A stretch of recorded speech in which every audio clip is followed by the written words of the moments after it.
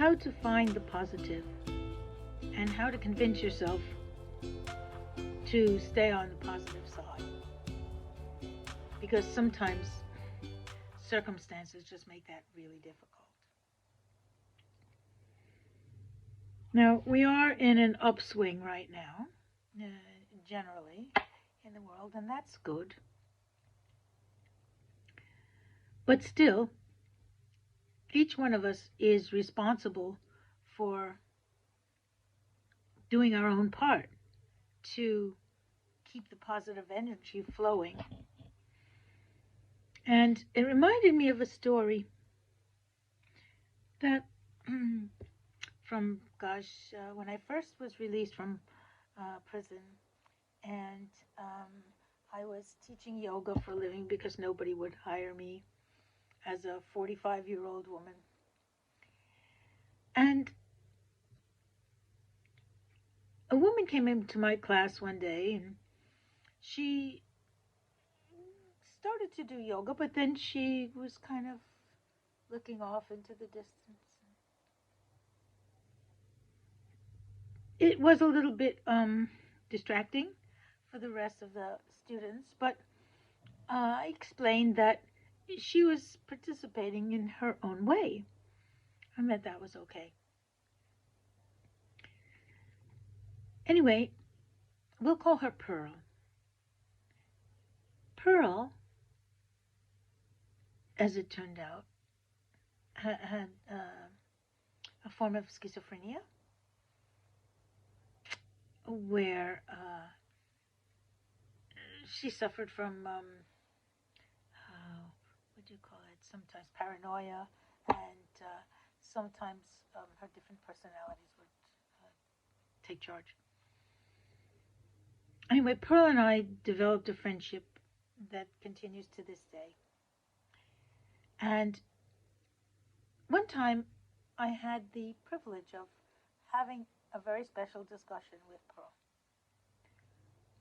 because we were close and because we had developed a trusting relationship with each other. So I said, Pearl, have I met all of you yet?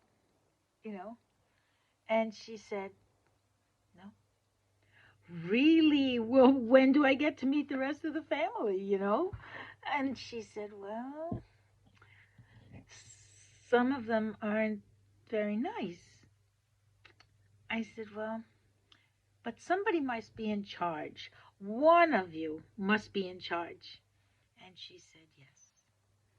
But that one isn't particularly one that nice. I said, well, okay. Well, have I met her? Yes. Oh, okay. Well, this was great. It was a huge revelation for me, and we laughed about it. But the point is that we all have these different aspects to ourselves, to our personality, if you will. And one of them has to be in charge. And we often are totally unaware of that. So I think it helps to try to figure out who's in charge. And if you don't think that particular personality should be in charge, then maybe you should replace it with a different one. When I was locked up on death row, actually,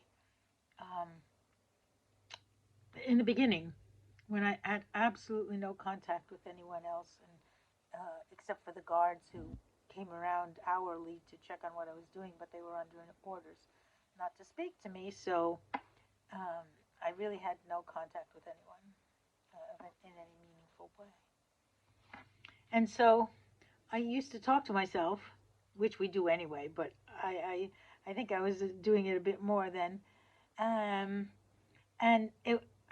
we were me, myself, and I. That's who was there. Me, myself, and I. So it was like, I don't know, me, what do you think, myself? I don't know, I, how about you? It was kind of like the Three Stooges. But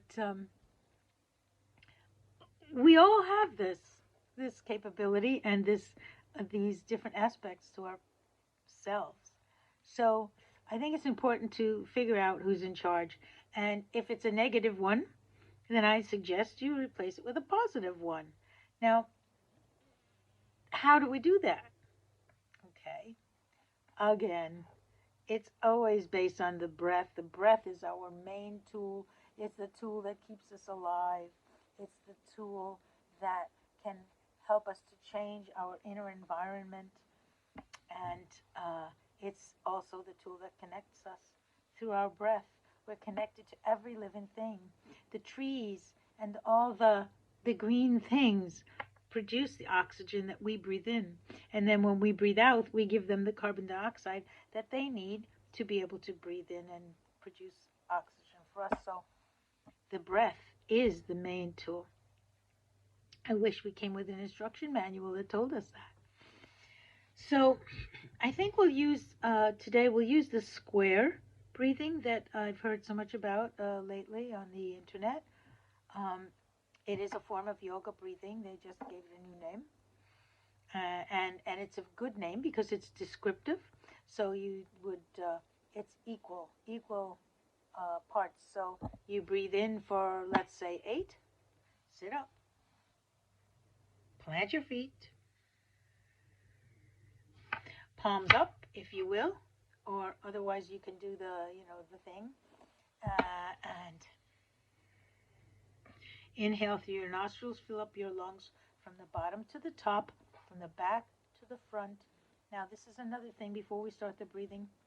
I just learned, very interesting, that when people are having a problem with their lungs, like with the virus, they have them lay on their stomach, prone, they call it, because the lungs have more capability toward the back.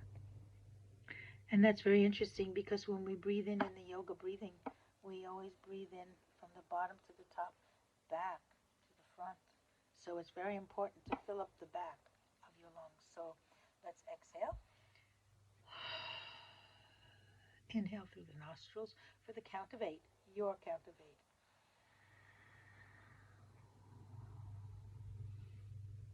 Sit up, open your inner space, hold for 8.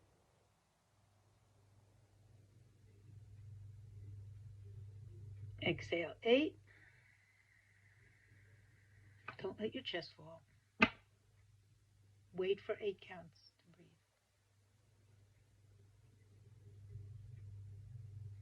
Breathe in. Hold.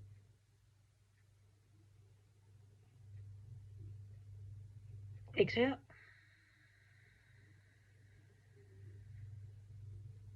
Hold.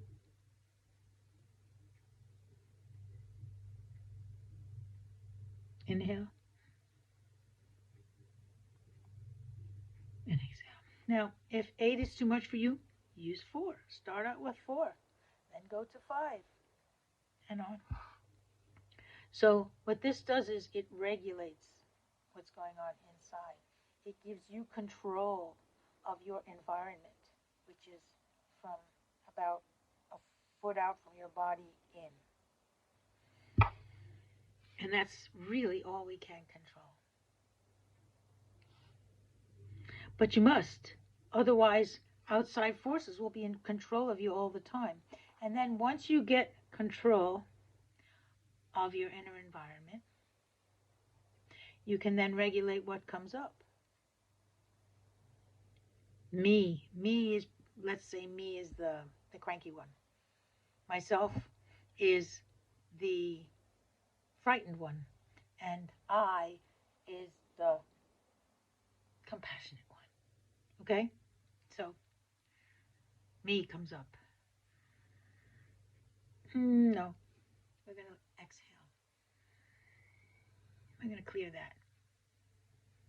I'm going to take another breath. Myself is coming up. Not right now. Exhale. Clear that. Let's bring up I. Smile. Yes, it makes a difference. And as you exhale,